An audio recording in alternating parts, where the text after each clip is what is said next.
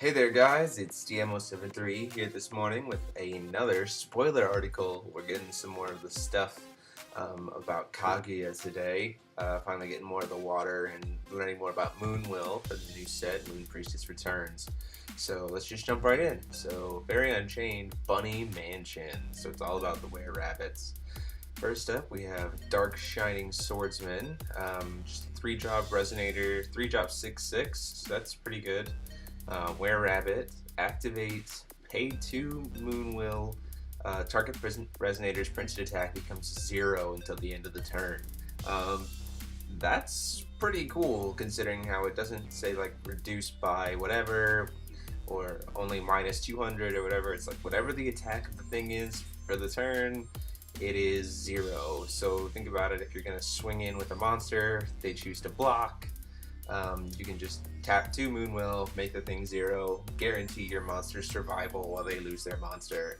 Or if they're going to swing in, try and swing in for game or something like that, you pay 2 Moonwill, reduce the attack to 0, all that kind of stuff. So some really interesting offensive and defensive stuff that can go along with that ability. We still don't really know necessarily how the good ways are to produce a lot of Moonwill, but it's a good start, so we'll see what else is going to come out. Next up, we have Yang, Mage of Decrescent, and Yin, Mage of Increscent. 2 more little Wererabbit ladies.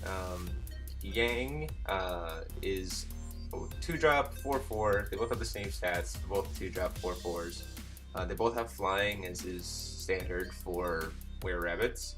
But Yang is pay 1 Moonwill and give Yang an increase of 400 until the end of the turn, but you can only do it once per turn. So she can become a 2-drop 8/400 with flying. Like, that's pretty dang good. I definitely think that is pretty awesome. Just being able to just pop in for 800 damage here and there is going to be really helpful. And then Yin does pay 1 Moonwill. This card gains plus 400 defense until the end of the turn.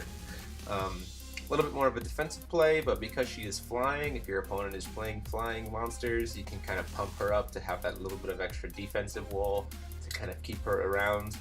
I'm sure there's some other cards that are going to go along with that. Right now, I think Yang is the better of the two, just because of that extra damage, because she is that flying.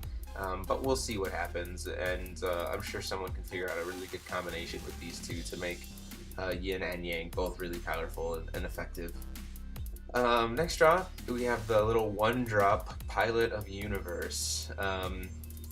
This is just an interesting little poke monster to use in Kaguya decks, which makes sense because most Kaguya decks that we've seen so far take time to set up. They don't really have a lot of 1-drops, so the fact that she's getting a 1-drop Wererabbit is going to be helpful.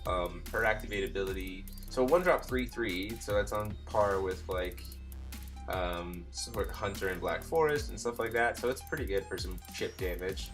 Activate, pay a Moonwill, this card gets flying, so you know, early little beats to just poke, and or just swing in for that last little tiny bit of damage that you need at the end. That's pretty good. I don't necessarily think it's broken by any means, but it'll definitely be something to see play in Kaguya decks. That'll be pretty important. Next up, we have the additions and spells and things. So we have Tsukuyomi, the Moon City.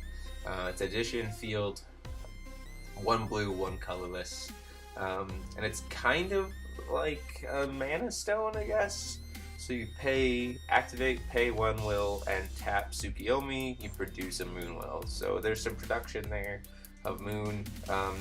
It just essentially converts 1 mana per turn into a Moonwill, so like that's interesting. But with the new 5.0 rules, being able to have multiple additions of the same name on board, that's going to mean that, you know, you're going to be able to maybe tap 3 of your will and convert them into Moonwill for the turn. So like you will be able to convert mana into Moonwill pretty easily if you have multiple copies of this on board, in addition to the stones that we know will produce Moonwill. So we're getting there a little bit more. I hope that we're going to see some more cards that'll produce Moonwill, but we'll have to see. And then its other ability is activate, pay 1, put this card in the bottom of the main deck, so cycle it back into your deck. give something flying, and then draw a card. So kind of replaces itself, kind of can get you that extra little poke damage with flying or defense that you need.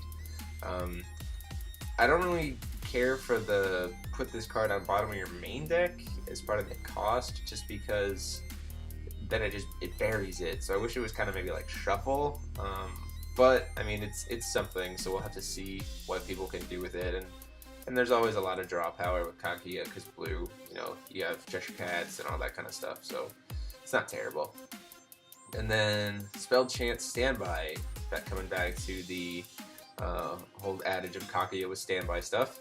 If you have a moon, is the only trigger, and it's only a 2-drop standby, so that's pretty good. While you control a moon, non-Wererabbit Resonators gain -500, and Wererabbit Resonators gain +500 until the end of the turn. So I think let's swing in for game. Just pump up all your Wererabbits to +500 until the end of the turn, and just swing in addition to the bonus from having the moon. So that's gonna be like a +700 to all of your Wererabbits. So that could definitely be enough to just swing in and finish your opponent off. So that's gonna be pretty interesting. Plus the art is pretty freaking cool, I'm not gonna lie. So that's awesome. And then the last card here today is like the most blank looking card I've ever seen in this game, but it's the Milky Way. I mean, it's the galaxy. She is the moon priestess, so that makes sense. Just a 1-drop wheel edition. Enter, draw a card. So, bam, that's automatically just kind of a, let's dig through your deck a little bit more. But then, as long as you control Tsukiyomi the Moon City and Kaguya the Immortal Princess, that's her J-activated side, you can't lose the game. So, yeah, Kaguya lock for days, I guess, because you can just, if you play multiple copies of Milky Way, or not necessarily multiple copies of Tsukiyomi the Moon City, and you have them all up at the same time, and then you keep Kaguya the Immortal Princess up, and keep her protected, especially if you're running blue-white, because you have a lot of stuff that can protect your ruler if you're playing white. Doesn't matter if your life hits 0, you can just keep everything alive. Plus, the other thing is Kaguya the Immortal Princess has Imperishable, so even if for a second they take out Kaguya, you can just try and pop her back out again and re-establish that lock. So this is going to be kind of a please break me kind of card. Off the top of my head, I have a few ideas of how that could see some play and what kind of things you're going to have to do for that. But it'll be interesting to see what kind of things people come up with to create this kind of immortal game state kind of lock. And I'll be interested to see what that happens. So that's it for this time. We got all these blue. We're gonna be getting a full spoiler list coming up in like the next week, I think. So that'll be interesting, and I'll be sure to do a video kind of highlighting the key cards that kind of the ones that stand out to me the most for that full set, because obviously going through every single card of the set would take you guys, forever. But we'll get back to that in a couple days. So as always, guys, feel free to like, comment, subscribe, and tell me what you think of these cards. See which ones that you think are going to be played, see which ones you aren't going to be played.